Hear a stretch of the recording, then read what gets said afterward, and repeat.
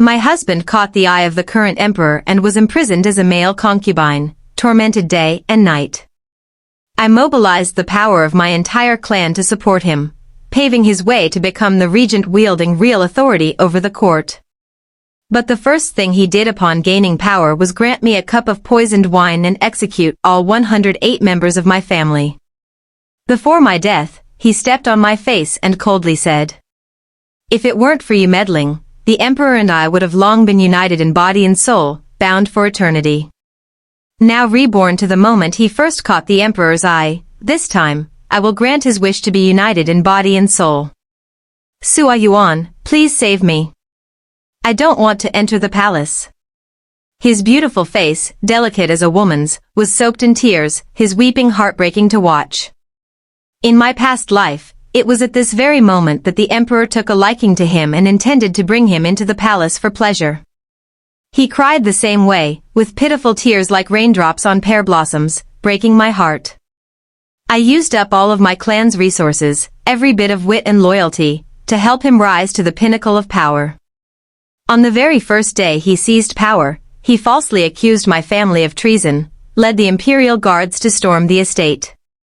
The guards, ordered to kill everyone on sight, showed no mercy, from my 80-year-old grandmother to the newborn infant cousin, even the golden-furred dog at the gate was slaughtered. In an instant, the manor turned into a river of blood, a living hell. As for me, the wife who once wove threads of hardship with him, he personally tortured me with every cruelty imaginable. Still not satisfied, he crushed my face into the mud with his embroidered golden shoes. If you hadn't interfered, the emperor and I would have long been united in spirit and flesh, bonded forever. He pinched my festering cheeks and forced the poisoned wine down my throat. The poison burned through bone and marrow, pain worse than death, until blood poured from all 7 orifices. I regretted deeply that I had once entrusted my heart to such a wolf in human skin. If I could live again, I swore I would never let him off. And now, watching him sob before me, I feel nothing but revulsion. He pretends to resist entering the palace, but inside, he longs desperately to be united with the emperor in body and soul. Since he's a hypocrite with a venomous heart, why shouldn't I fulfill his wish? Yulin, do you really not want to enter the palace? He nodded furiously, face full of sincerity, clutching my sleeve with trembling hands. Sua Yuan, I don't want to be apart from you. I embraced him deeply with affection, then, as soon as he let down his guard, stabbed a needle into him, sending him unconscious. As he collapsed limply to the ground, I ordered the servants. Bathe him, dress him, make him beautiful, and deliver him to the palace. Report to His Majesty, this is a grand tribute from the Changgong Manor. Then, I declared public mourning. Xin Yulin suddenly fell ill and died of a violent disease. That night, under the bright moonlight, Xin Yulin was stripped, dressed finely, and carried to the emperor's bed. It's said that the emperor was brimming with vitality, experimenting with every trick all night long. By dawn, the palace had gained a new consort, Noble Xin. Our Changgong Manor had long served as founding heroes of the empire, generation after generation of trusted officials at the emperor's side. My father and elder brother were both valiant generals with countless victories for the nation. But under the current emperor, the Changgong Manor was no longer trusted. My brother was sent to guard the distant frontier, only to be betrayed by his own men and pierced by 10,000 arrows. My father had been loyal and upright his entire life. When rebellion broke out in the provinces, he personally led the troops to suppress it. But upon hearing the news of my brother's death, grief overwhelmed him, and he died on the battlefield while still pacifying the rebels. In the end, only my younger brother and I remained to support the entire Changgong household. That's why, in my previous life, I entrusted all hope to Xin Yulin. Now it's clear, men are never worth trusting. Thankfully, in this lifetime, both father and brother are still alive and well. I must plan everything anew. I will never again let those dearest to me become sacrificial pawns under imperial power. Very soon, a message came from the palace. The empress had summoned me. In the blistering summer heat, I was made to stand beneath the scorching sun for nearly an entire hour. I knew this was the Empress's warning, her way of expressing displeasure over me sending Shen Yulin into the palace. Only when I was on the verge of fainting did Liu Sha, the Empress's trusted head palace maid, finally call me in for audience. Inside the grand hall, cold air lingered. The Empress, dressed in a pale yellow gown, sat upright on the high throne. Incense curled upward with a rich, intoxicating aroma. After a long pause, she finally spoke. "You're certainly generous, offering your husband to His Majesty. Is there truly a wife like you under heaven?" The Empress had delicate fair skin and a stunning face. Her expression carried a trace of sulking, like a Persian cat in a bad mood. I neither flattered nor showed arrogance as I calmly replied. "It is his fortune to be able to share in His Majesty's burdens, and an honor for my entire family. Besides, my husband has long admired His Majesty. This time, I merely helped him fulfill the wish in his heart." "How bold of you. Are you saying that Shen Yulin seducing His Majesty was mutual affection? And I've now become the petty villain consumed by jealousy?" Every word from her mouth was barbed, she was clearly furious. Still, being a noble lady of a prestigious clan, she could not openly vent that anger on Shen Yulin. "I would never dare imply that," I said, lowering my head slightly. "But if it pleases your grace, I would offer counsel to ease your worries." She descended the steps and walked slowly toward me. Her slender fingers lifted my chin gently. "Do you know what it is that troubles me?" I dared to grasp her delicate hand. "If your grace pardons my innocence, then I dare speak freely." Her cheeks flushed slightly, and she quickly withdrew her hand, clearing her throat. "You are pardoned." The Empress was born of the noble Longxi clan. She had been in the palace for over 8 years, yet remained childless. Many of the concubines with children came from families just as noble. Her concern wasn't Shen Yulin's favor, it was that she had no heir. Her gaze toward me softened with a hint of hesitation, then she nodded for me to go on. Giving birth had always been perilous. The Empress, understandably, did not wish to risk her life for a child. Yet her clan repeatedly sent letters urging her to produce an heir. "I have a plan," I whispered, "that may ease your grace's sorrow." She raised an eyebrow and signaled for me to come closer. I leaned in and whispered in her ear. The Empress chuckled softly. "Tiao Sua Yuan. I truly underestimated you. You are a venomous woman." "You flatter me," I replied gracefully. "It is merely a daughter's art of self-preservation." We exchanged a smile, and all previous hostility between us vanished. In this world, there are no eternal enemies, only lasting interests bind people together. Now that we shared a common foe, we naturally became allies. I was escorted out of the palace, but on my way through the imperial garden, I stumbled upon a familiar figure. On the swing in the royal garden sat a tall, delicate-looking figure, lost in thought. We approached, and to my surprise, it was Shen Yulin. He wore a sheer silk robe, his face caked with heavy makeup. With his already feminine features now exaggerated by rouge and powder, it was nearly impossible to tell he was a man. I had no wish to see him, so I quickened my pace and lowered my head, attempting to walk past. But he blocked my path. "Stop. Don't go." Unable to avoid him, I looked up, only to meet his eyes, filled with venomous hatred. "Tiao Sua Yuan, you heartless woman. For your own wealth and status, you threw me into this sunless prison. Do you even know the suffering I've endured?" I stepped closer, finally seeing clearly the truth beneath the surface. On Shen Yulin's unnaturally pale skin were purple and blue kiss marks, and other unspeakable traces. As my gaze dropped lower, his red, swollen backside was visible through the transparent robe. Outwardly, I wore a mask of pity. But inside, my heart bloomed with delight. Why pretend? Isn't this exactly the unity of soul and body you always longed for? Shen Yulin put on his tearful act again. "Sua Yuan, it hurts every night, it really hurts. That dog emperor doesn't even treat me like a person. Please, get me out of here." In the past, whenever he ran into trouble, this was always the method he used, tears and pitiful begging, to make me fix everything for him. But now, that trick only fills me with disgust. I still remember that expression he wore the day he declared my entire family would be beheaded. Even when my body was mangled from torture, even when I knelt in blood and filth, begging with all I had. Please, spare the innocent.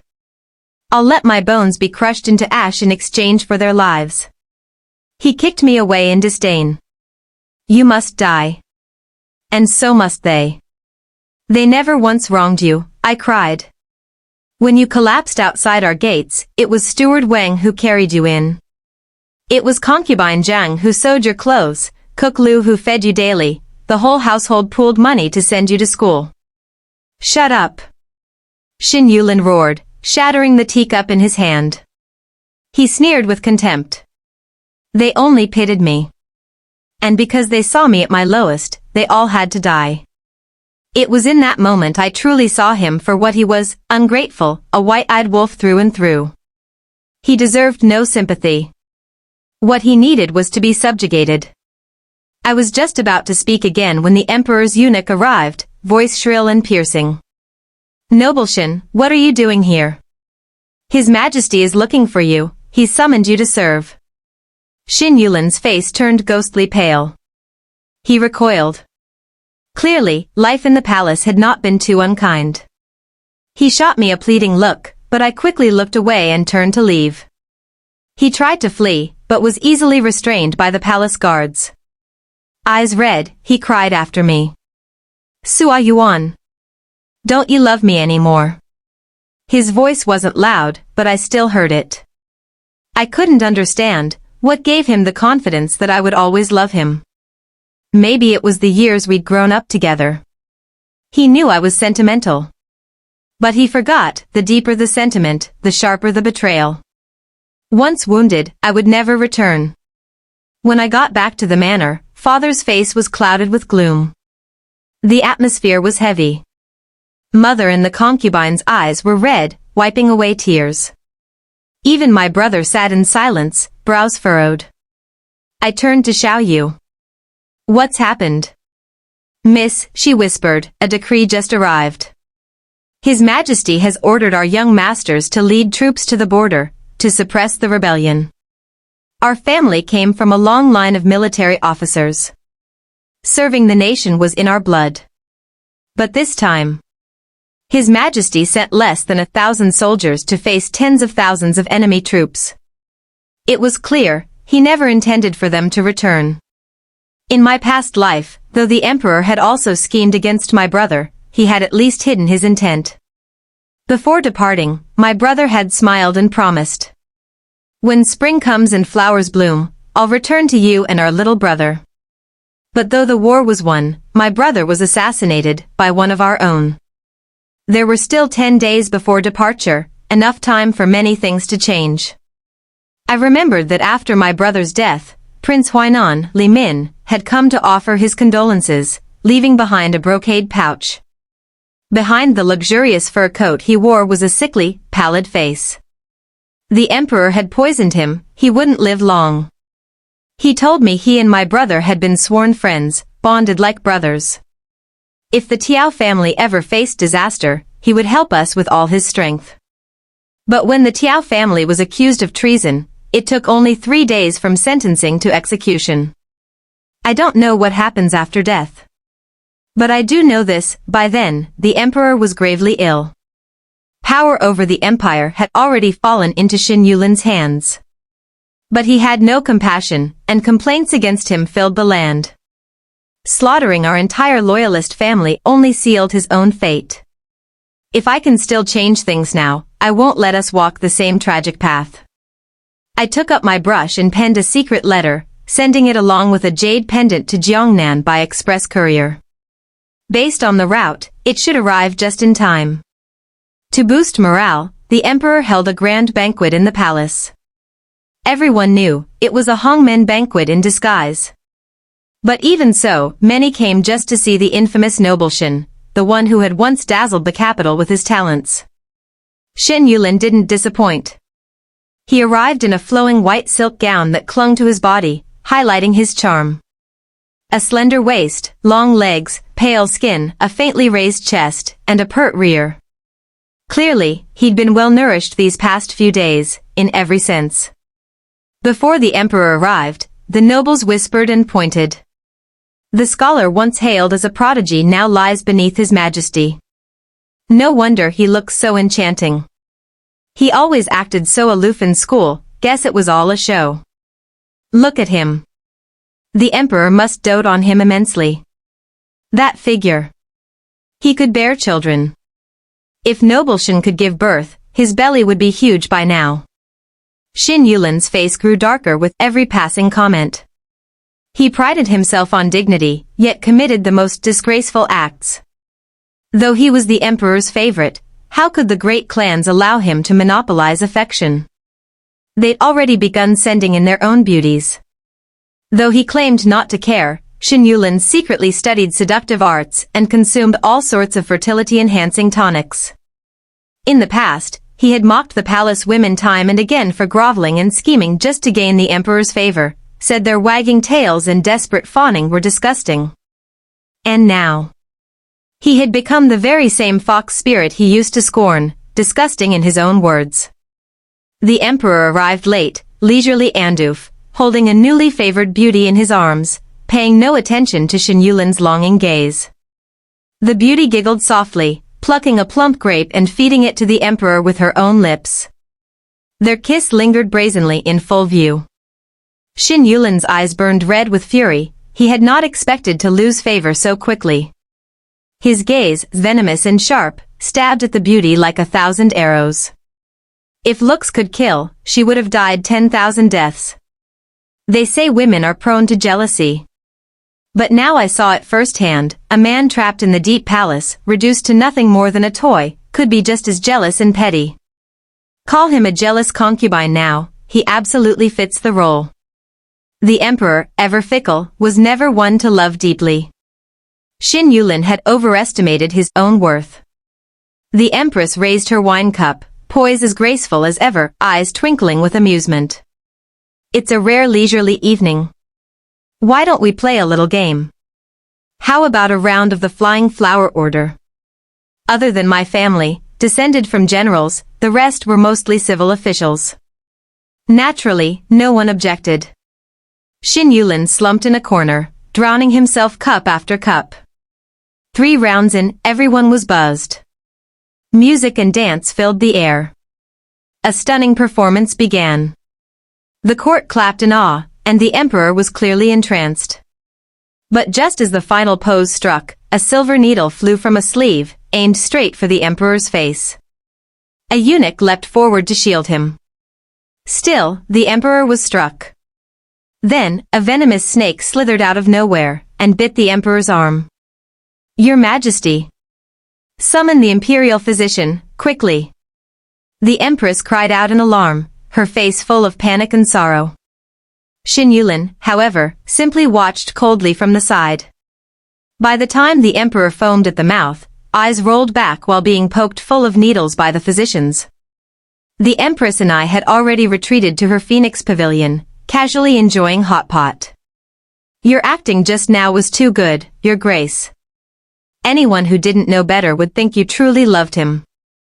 She threw her chopsticks down in disgust. Love him. Please. I find him filthy, indulging in both men and women, completely depraved. The only thing he's good at is eliminating everyone who threatens his power. We exchanged a smile. The plan was proceeding smoothly. On the 3rd day of the emperor's coma, Xin Yulin was arrested by the imperial guards. He had been identified as the one who released the snake during the banquet. The empress immediately issued the order, he was banished to the cold palace.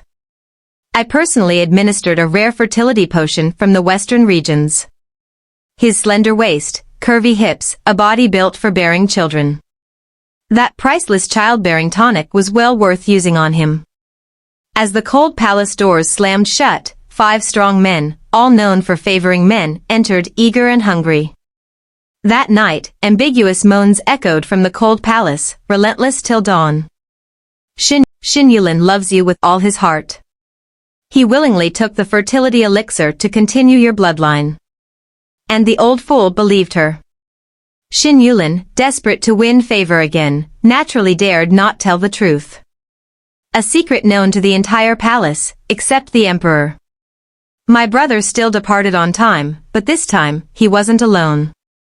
Once war broke out, Li Min would arrive with reinforcements. Before departure, the emperor feigned sincerity and said, "General Tiao, you are a once-in-a-century talent. If you return safely, I'll reward you with 100 acres of fertile land and 10,000 taels of gold." He could say that confidently because he was certain my brother would not return. But in this reborn life, I would never let a treacherous villain destroy my brother again. As my brother led the army far from the capital, the emperor began purging both court and harem. As for Xin Yulin, after getting pregnant, he was no longer favored. The emperor's love came quickly and left even faster. He soon became obsessed with a new beauty, Lady Li. The noble families, long irritated with Xin Yulin, now saw the perfect chance to ridicule him mercilessly. I spent a hefty sum to bribe palace officials, ensuring that he suffered in silence, unable to utter a word of complaint. At court, the emperor made showy promotions, which were in fact subtle demotions of key ministers. Storm clouds gathered, both court and harem knew, a coup was inevitable. At the same time, the empress announced her pregnancy. But when the emperor heard, his expression darkened instead of brightening. She nestled against him playfully. "Your Majesty, I have good news. Aren't you happy?" The emperor forced a smile, then laughed. "How could I not be? If you can bear me a legitimate heir, of course I'm delighted." Lavish gifts were delivered daily to Cunning Palace. Her belly began to swell. But we both knew there was nothing in that womb. The empress had taken false pregnancy pills, which fooled any pulse diagnosis and even triggered nausea. She vomited pale, trembling. If not for the need to escape, I wouldn't touch this cursed medicine. I gently rubbed her back, soothing her. "Just a few more days, Your Grace. Once the emperor makes his move, we'll follow through and ride the current." She wiped her lips, then suddenly smiled with meaning. Instead of waiting for him to act, why not strike first? Our eyes met, I understood her intent. But I couldn't help but whisper a warning. "Your Grace, are you truly willing to give up the riches of the palace and the admiration of thousands?" The empress's eyes flickered with loneliness. Back then, I only agreed to enter the palace for the sake of my mother's standing and my younger brother's future. Now, they're both gone. I no longer wish to waste my life chasing the so-called glory of my clan. I remembered, last year, the empress's mother died suddenly. Her only younger brother also passed away mysteriously after attending a banquet. Everyone knew the truth. The tragedy stemmed from her father's favoritism toward a concubine and abandonment of the legitimate wife. Even as the empress, Lin Xuan had been powerless. She looked away, then grasped my hand. "I need your help. In return, I'll give you something grand." She leaned in to whisper. Her faint fragrance curled into my nose before her words reached my ear, and for a moment, my heart wavered. Only when she finished speaking did I return to myself. "It's not a problem. I'll arrange everything." The next day, after taking her pregnancy tonic, the empress suddenly fell ill. Her condition deteriorated rapidly, like a collapsing mountain. Within 7 days, the empress was dead. The entire nation mourned. The emperor wailed in grief upon hearing the news, but not a single tear fell. I knew medicine well. The moment I stepped into her palace, I could sense the poison laced within the incense smoke.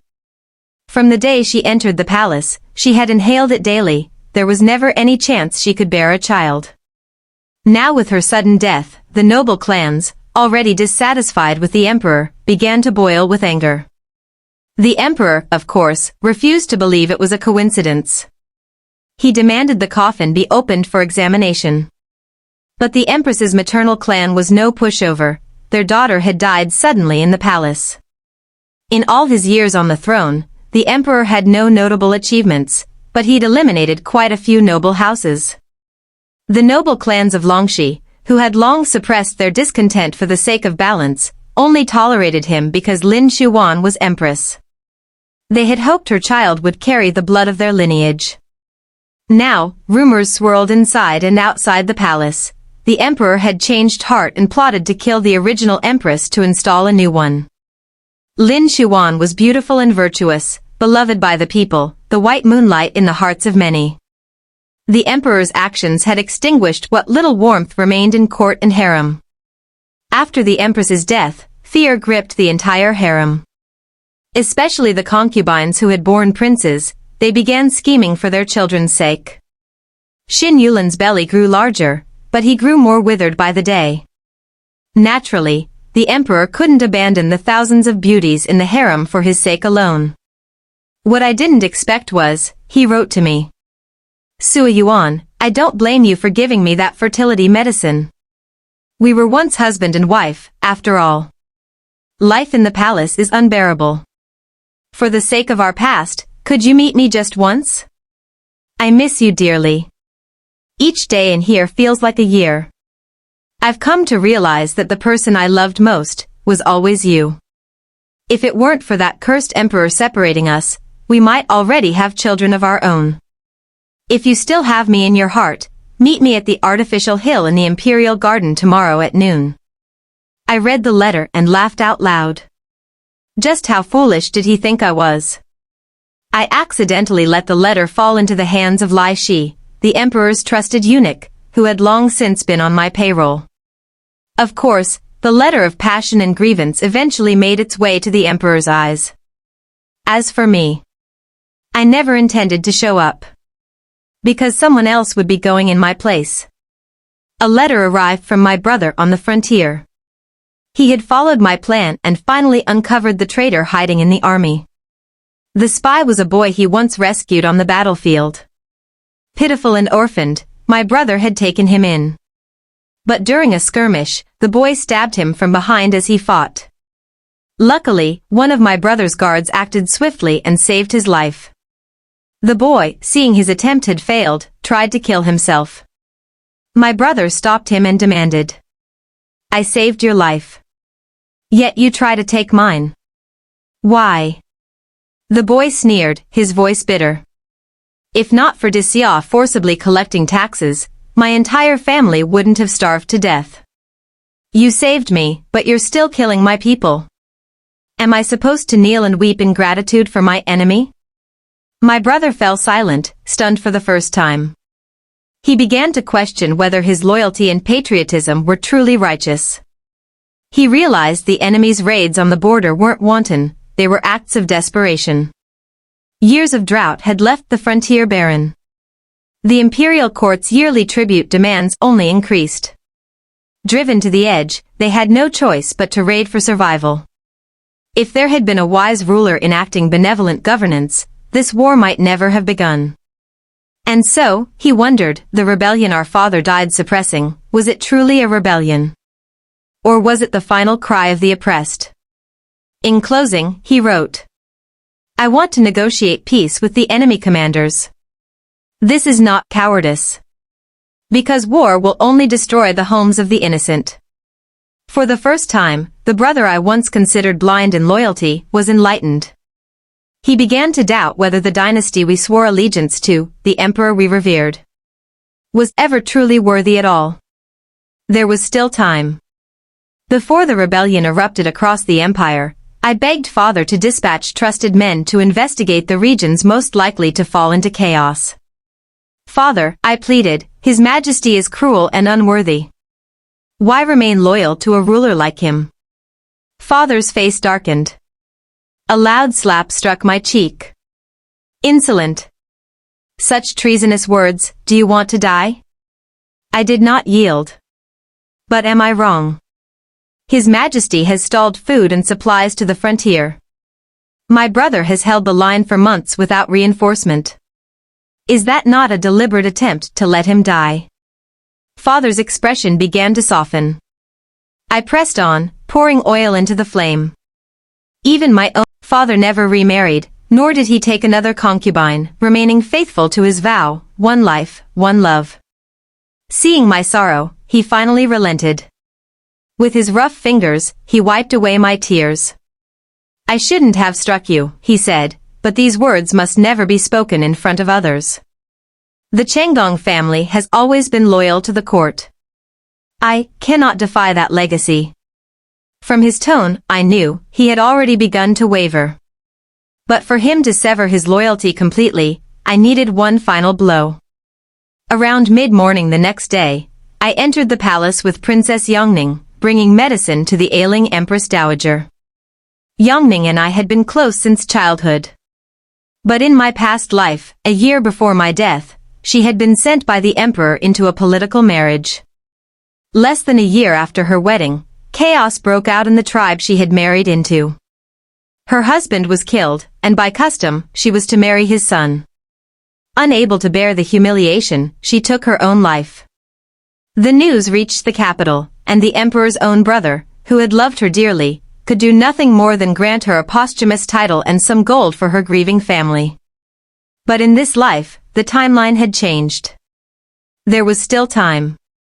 While Yongning chatted with the Empress Dowager, I slipped away to speak with one of the 5 strongmen I had previously arranged. Once this is done, I'll secure your escape. Your wife and child have already been taken to safety.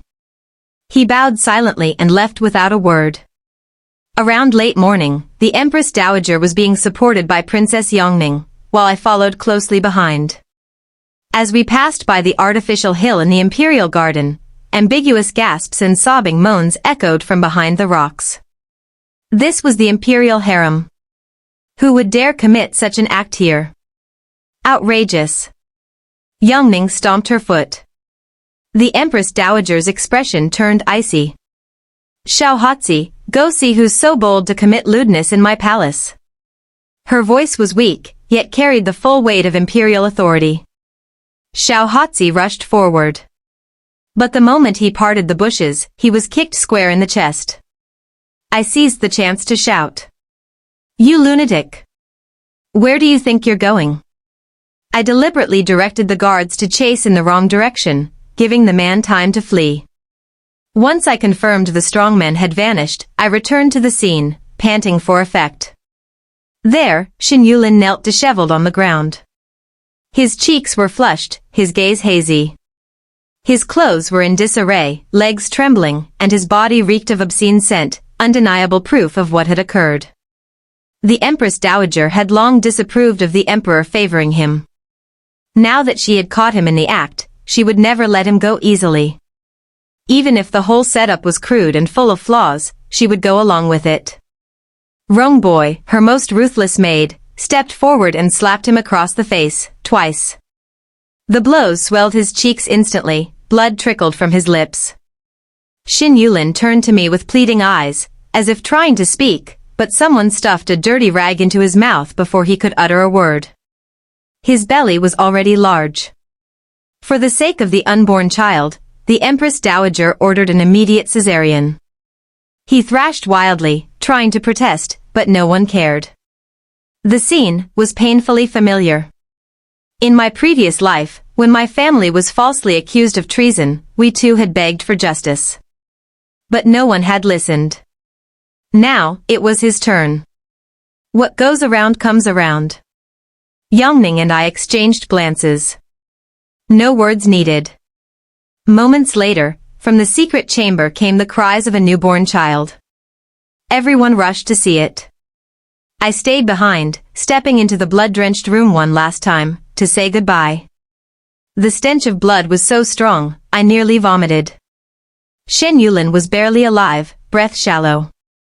His hand, bloodied and trembling, seized my wrist. It was you. You planned all of this. There was no need to hide anymore. He was already a dead man. Tears suddenly spilled from his swollen eyes.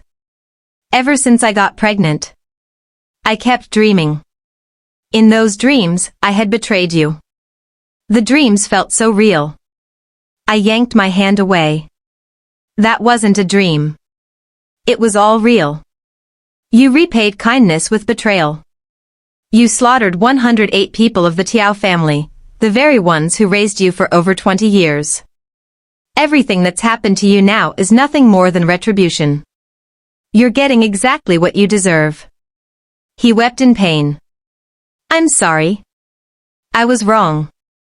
Completely, terribly wrong. I scoffed coldly. Too late. There's no medicine for regret in this world. When you commit a crime, you must face the punishment. Without another glance, I turned and walked out of that blood-stained room. Outside, the sun was brilliant, the spring wind gentle. The world was quiet, peaceful. I lifted my head to the deep blue sky and took a long, steady breath. Let the dust of the past drift away with the wind. After court, the emperor learned of what had happened in the harem. He barely spared the child a glance. Xin Yulin's burial was handled perfunctorily. Without the Chenggong family's backing, no one truly cared about his death. The baby, born prematurely and unloved, died within days. Some in both court and harem nearly laughed aloud at the news. Others only sneered. Serves him right. The court was far from peaceful. When word spread that my brother intended to pursue peace negotiations, the emperor flew into a rage. He issued one imperial edict after another, demanding immediate attack. But a general in the field does not always obey commands from the throne. When the emperor realized he couldn't control my brother, he appointed another general to replace him. Yet, just then, severe drought struck Guangzhou. The people suffered terribly. Rumors of cannibalism began to spread among the starving. Many senior officials begged the emperor to delay military campaigns and allow the people time to recover. But the emperor refused. Any official who dared speak out was executed on the spot, blood soaking the court steps. My father watched his peers, his old friends and comrades, fall one by one, until at last, he stepped forward. Your Majesty, the people have suffered long enough from war. Why not stop? The emperor ordered my father flogged with 20 heavy strokes, warning. If not for your son holding command at the front, I'd have your head for this treasonous speech. After that beating, father was bedridden for days. One moonlit night, after offering incense before mother's spirit tablet and our ancestors' memorials, he made his decision. He would rebel. The emperor had long since lost the hearts of the people, but remained arrogant, certain that no one would dare challenge the might of a son of heaven. As a result, the palace had few defenses. When father led troops toward the inner court, not a single obstacle blocked his way. The emperor was still lost in the scent of perfume, indulging in the warmth of his latest favorite, completely ignoring the rising noise beyond the hall. Not until father's sword touched his throat did he lazily glance up and sneer. Tiao Xiang, have you gone mad? How dare you raise arms against me? Get out. Father's voice was cold and steady. Your Majesty, do you still not see your wrongs? The people suffer. The realm is crumbling. And still, your Majesty does nothing. The emperor's robe hung open. He showed no fear as he faced the blade, roaring. You dare speak to me like that? Guards! Drag him out and execute him. But no one responded. He grabbed father's blade with his bare hands, blood spilling from his palms. You wouldn't dare kill me. The Chenggong family has been loyal for generations. Do you want to become a traitor? Father hesitated. In that split second, the emperor tried to flee. But the closest eunuch by his side, the one he trusted most, lunged forward and drove a sword straight into his heart. You dog of an emperor. Die. In that flash of steel and firelight, father stepped back and sheathed his blade. The emperor collapsed, blood gushing from his mouth. Gone was the arrogance, his last words were pleas. Tiao Xiang, call the physician. I forgive you. I forgive everything. But from behind him, Lady Li stepped forward and plunged a dagger into his throat. Your Majesty, rest in peace. He turned to her in disbelief. But it was too late. He died with his eyes Lady Li and Wang Fu had avenged their blood debts. As promised, I arranged their escape, gave them new identities, and enough silver to begin anew. The fire consumed everything: corruption, cruelty, secrets. But father wept. He, who had lived by principle all his life, had now killed his sovereign. The weight of it crushed him. Only after a long silence did he dry his tears and regain his composure. I asked him quietly, "Do you regret it, father?" He placed a hand on my head, his gaze steady. "No. I've thought it through. The Tiao family has always served with loyalty, because the nation had righteous kings. Now that the throne is ruled by a tyrant, and the country lies in ruin, even heaven and our ancestors would understand. The old emperor is dead. It's time to crown a new one." At present, all the sons of the late emperor were still too young, none capable of bearing the weight of the empire. Among the imperial relatives and noble clans, contenders for the throne were as many as ox hairs, yet a nation cannot go a day without a ruler. Factions began to stir restlessly, but none had a legitimate claim to the imperial mandate. At that moment, the long-ailing Empress Dowager stepped forward. She announced that she held a secret edict left by the late emperor, naming my father as heir to the throne. Father was stunned. A man who had spent his life as a military general was now to become emperor. The entire court, civil and military alike, was equally shocked, but no one dared object. My father's prestige among the army was unshakable. After decades of risking his life for the nation, he had long since earned the loyalty of the people and the troops. With both military power and public trust, and now the heavens and the people in alignment, all resistance faded. The Empress Dowager had chosen him not only for strategy, but because she saw in him the rare quality of benevolence. Her only request was this: "Let Princess Yongning stay by my side. I will trade this edict for her freedom. She must never be sent away to marry for peace. Let her remain and live." Father agreed at once. It was something he had always wished for as well. Marriage should never be the price of diplomacy. Thus, father ascended the throne in the 3rd month of the following year. History would remember him as Emperor Wu of the Tiao dynasty. Upon taking the crown, he granted amnesty, reduced taxes, and enacted policies to relieve the suffering of the people. At the frontier, my brother's peace negotiations proceeded smoothly. After years of devastating war, both sides were exhausted. Each took a step back, and a ceasefire was declared. The land could finally rest. The people could finally breathe. Father invited my brother back to the capital to help with state affairs, but he declined with grace. I wished to remain at the border, guarding peace in my own way. Even Prince Li Min of Huainan requested to be stationed at the frontier, willingly relinquishing his command. Father assumed it was pure loyalty. Until, later that same year, Li Min submitted a memorial requesting permission to marry my brother. "Even if I must be a concubine," he wrote, "I would be content." A pigeon arrived soon after, carrying a letter from my brother. "Li Min and I are of one mind. I wish to take him as my spouse." Though rare, there were precedents in this dynasty for marriages between men. Still, father nearly fainted. But no matter what he said, my brother would not be swayed. In the end, father could only sigh and let him go.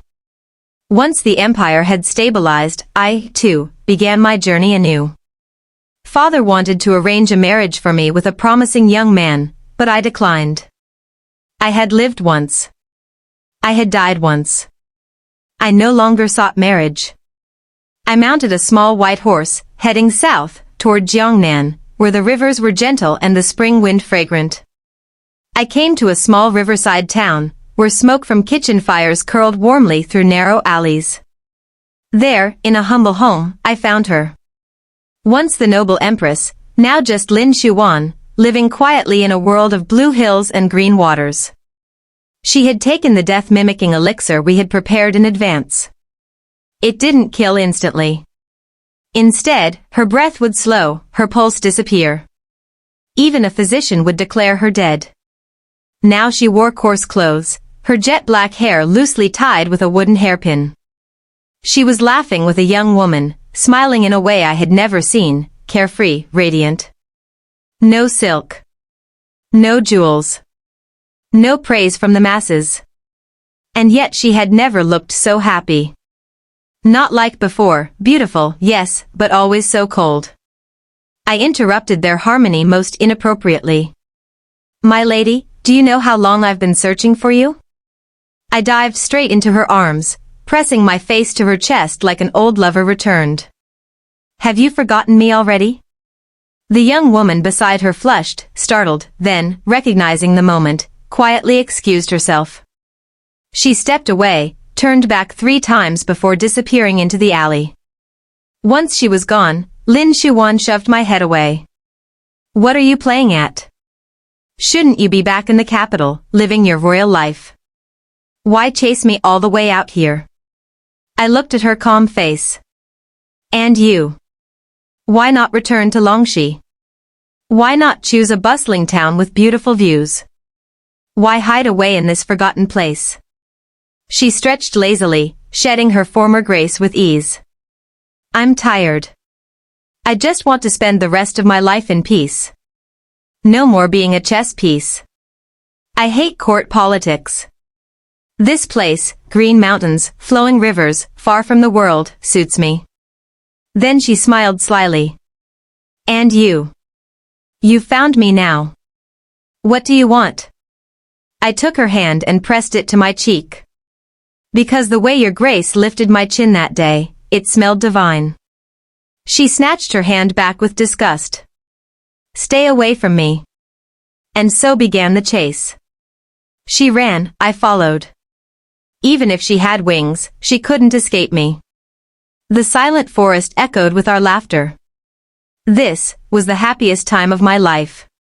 Side story, Lin Xuan. I am Lin Xuan.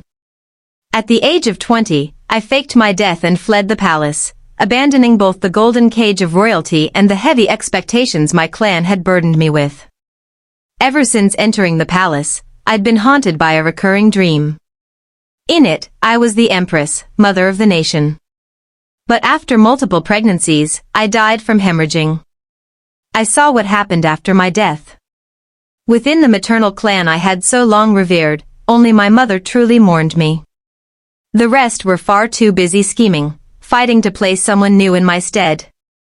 And the emperor, he simply said. She was already fading in beauty. Her death brings peace. But I was only 28. Those who truly wept for me were not the ministers, nor the clan members. They were the other women of the harem. Only women understand the pain of being a woman. I never expected I would live again. In this life, time moved differently. I met the regent who had risen to power after my death in the previous life. That man, he became the emperor's concubine. Laughable, truly. He actually believed that wretched dog emperor was his true love. And the person who had pushed him into the palace. His own wife. I was amused. And curious. Could there really be someone like that in this world, willing to share her husband with another man?